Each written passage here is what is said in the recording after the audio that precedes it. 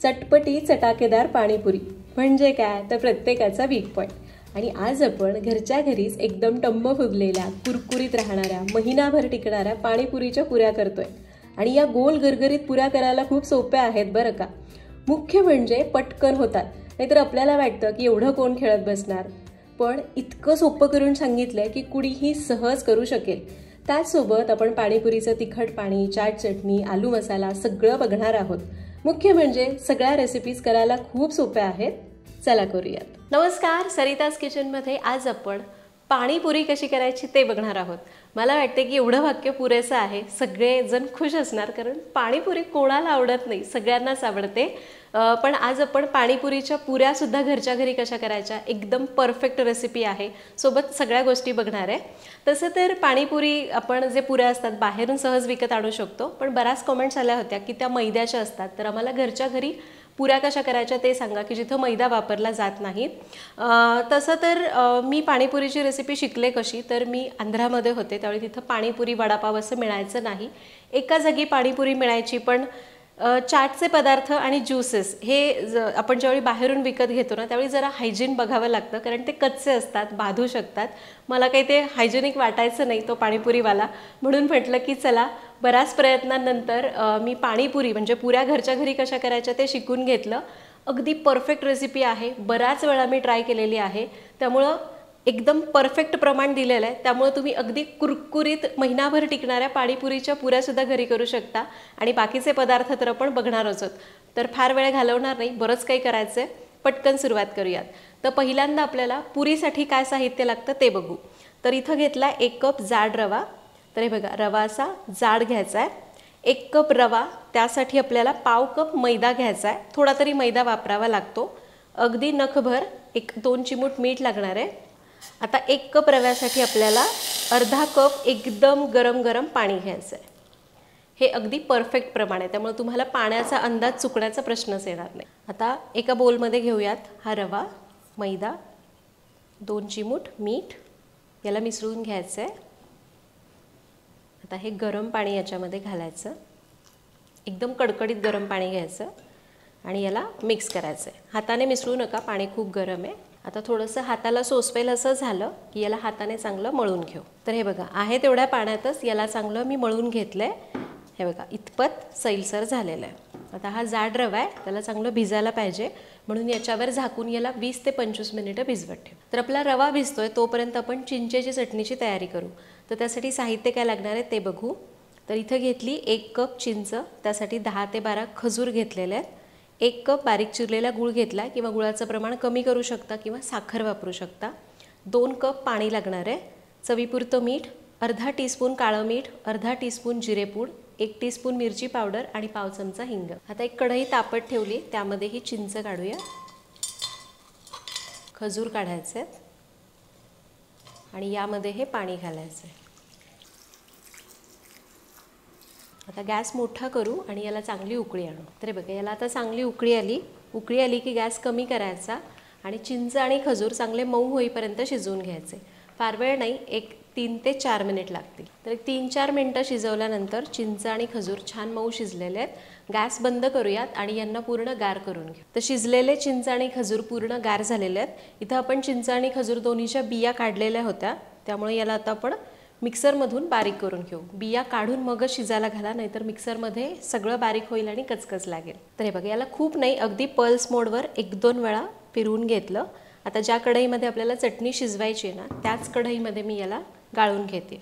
गाळून घेतली की याच्यात काही काड्या वगैरे असतील तर त्या वेगळ्या होतात आणि मऊसूद चटणी मिळते. तर हे बघा, शिजलेली चिंच खजूर मी गाळून घेतली आहे. मी ही गाळत असताना थोडं पाणी पण वापरलं आहे, म्हणजे व्यवस्थित आणि पटपट गाळता येईल.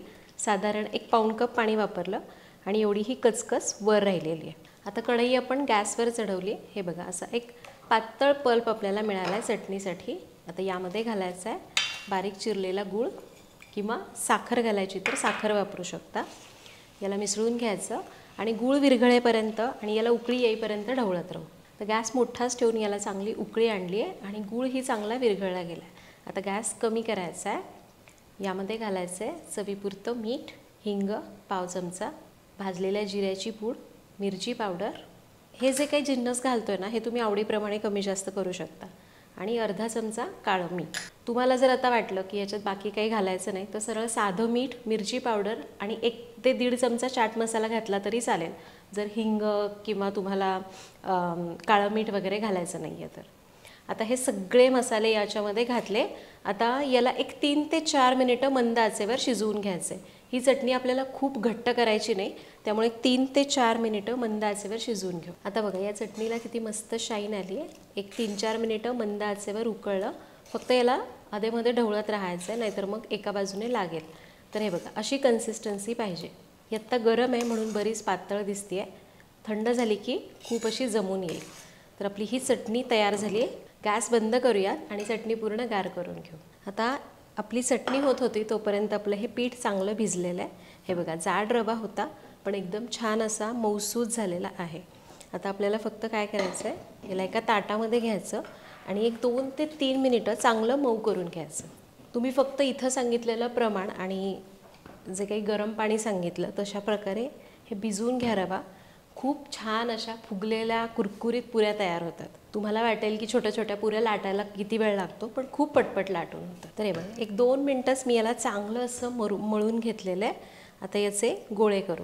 तर एकसारख्या पुऱ्या याव्यात म्हणून आपल्याला एकसारखे गोळे करायचे. तर मी काय करते, याचा असा रोल करून घेते.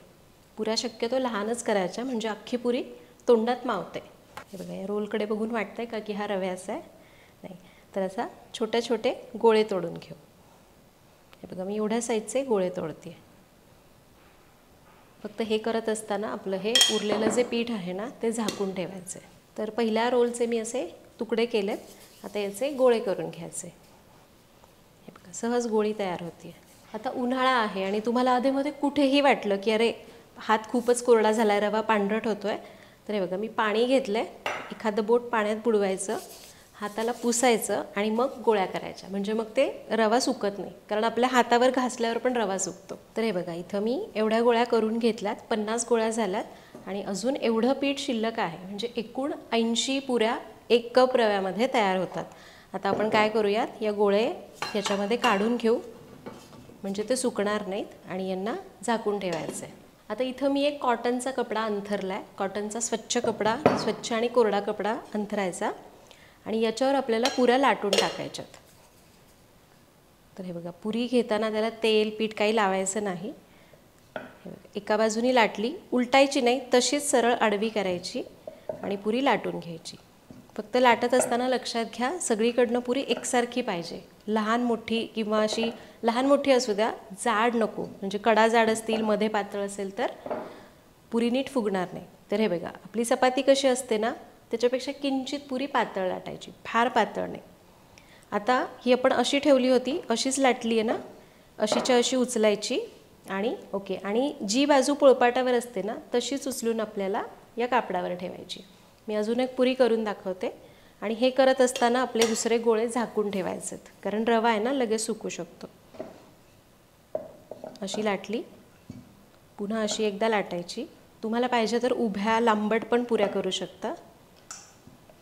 बस 4 वेळा लाटली की होतात. आणि जी बाजू खाली आहे ती तशीच अलगद उचलून कापडावर टाकायची.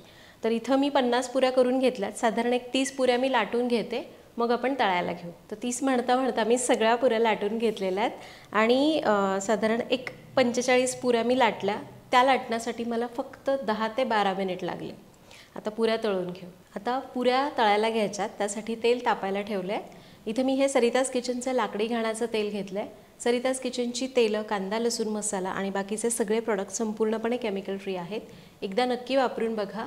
ऑर्डर करण्याची लिंक डिस्क्रिप्शन बॉक्समध्ये दिलेली आहे. तर आता पुरी तळण्यासाठी तेल चांगलं तापलेलं पाहिजे. मध्यम पण नको, चांगलं कडकडीत तेल पाहिजे. अगदी खूप दूर नको, हलका धूर निघेपर्यंत. आता तेल तर तापलेलं व्यवस्थित, एकदा चेक करू. हे बघा गोळी टाकली ना ती पटकन असे बबल्स येऊन वर येते, याचा अर्थ तेल व्यवस्थित तापलेलं आहे. जर तेल कमी गरम असेल ना तर पुरी फुगणार नाही. आता तळायला घ्यायच्यात. सुरुवातीला मी गॅस जरा मोठाच ठेवते आहे. आता जी पुरीची लाईन आपण पहिल्यांदा केली ना त्या पुऱ्या आधी तळायला घ्यायच्या. उचलताना सुद्धा जी बाजू पुरी अशीच्या अशी उचलायची, उलटी करायची नाही. अशीच पुरी उचलायची आणि तेलात सोडायची. आता गॅस मी थोडा मोठाच ठेवला आहे. पुरी टाकली की तेल उडवायचं.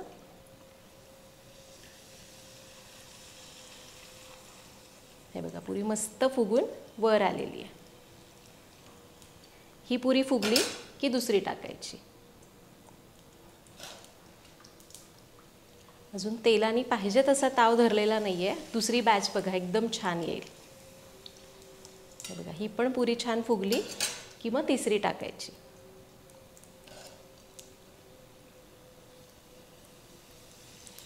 असं वर तेल उडवलं ना की वरून पण एकदम त्याला ताव मिळतो आणि वरून पण छान पुरी फुगून वर येते.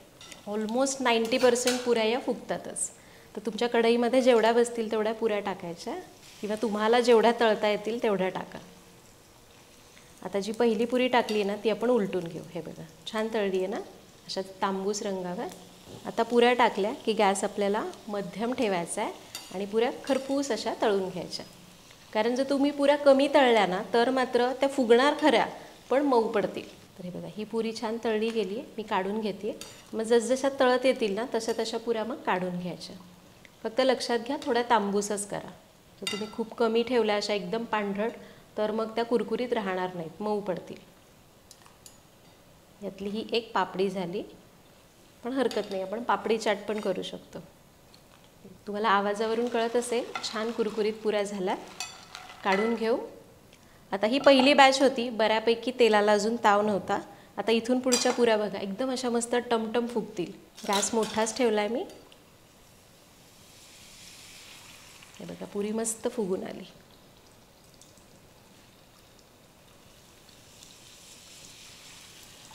पुऱ्या सोडत असताना आपल्याला गॅस मोठा ठेवायचा आहे आणि सगळ्या पुऱ्या फुगल्या की मग गॅस कमी करायचा. आता गॅस कमी करू आणि पुरी दोन्ही बाजूनी फ्राय करून घेऊ. या पण तळून झाल्या, काढून घेऊ. तर हे बघा ज्या 50 आपण लाटून घेतल्या होत्या ना त्या सगळ्या पुऱ्या मी केल्यात. बाकीच्या मी परत करेन. आणि हे बघा मस्त पुऱ्या झालेल्या आहेत. काही इथे पापड्या झालेल्या आहेत म्हणजे नीट फुगलेल्या नाहीत. हे कधी कधी काय होतं ना एखादी पुरी लाटताना फुटली तर होतं. तर हे बघा तुम्हाला कळत असेल छान कुरकुरीत पुऱ्या झालेल्या आहेत आणि हे बघा मस्त फुगलेल्या आहेत. तुम्हाला कळत असेल.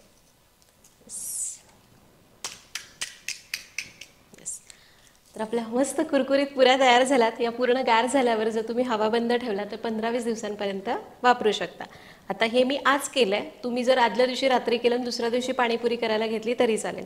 आता आपण उरलेला तिखट पाणी आणि आलू मसाला करून घेऊ. तर आपल्या पुऱ्या झाल्या, चिंचेची चटणी झाली. आता आपण तिखट पाणी करायचं आहे. त्यासाठी इथं मी घेतली 2 वाट्या कोथिंबीर, त्याच्या अर्ध्या प्रमाणात म्हणजे 1 वाटी पुदिन्याची पानं, 3 ते 4 हिरव्या मिरच्या किंवा तिखट आवडीप्रमाणे कमी जास्त करा, 1 इंच आलं, अर्धा चमचा भाजलेल्या जिऱ्याची पूड, 2 टेबलस्पून चिंचेचा कोळ, 2 टेबलस्पून गूळ, चवीपुरतं साधं मीठ घेतलेलं आहे आणि 1 टेबलस्पून चाट मसाला घेतला आहे. आता आणि इथे मी थोडीशी बुंदी पण घेतलेली, साधारण मूठभर बुंदी आहे.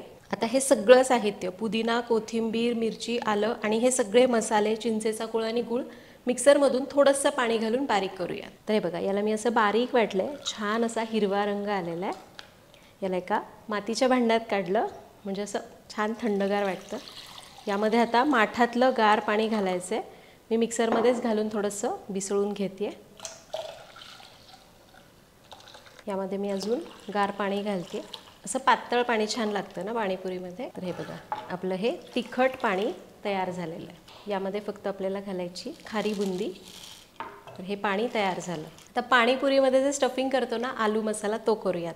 तर इथं मी 3 ते 4 मध्यम आकाराचे बटाटे उकडून घेतलेत. 1 वाटी उकडलेला पांढरा वाटाणा घेतला आहे म्हणजे अर्धी वाटी वाटाणा उकडून घेतला की 1 वाटी होतो.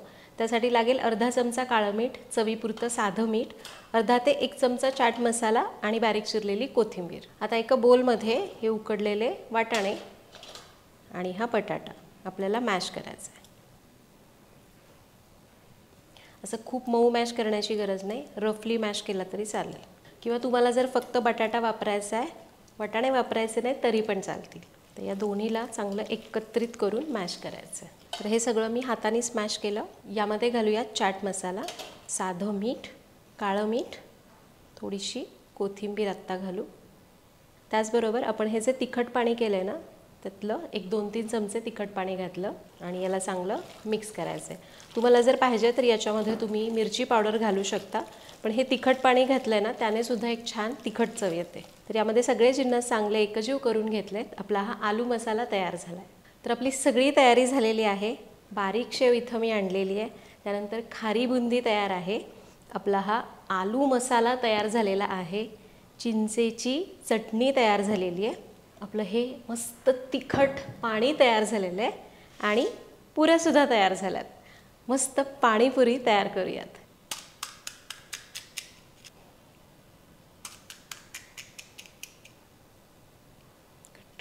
तर पहिल्यांदा याच्यामध्ये हा आलू मसाला भरूयात. चिंचेची चटणी घालायची. आता हे तिखट पाणी याच्यात ओतायचं जसं आपल्याला आवडतं तसं. आणि बारीक शेव. तुम्हाला जर याच्यात कांदा आवडत असेल तर कांदासुद्धा घालू शकता.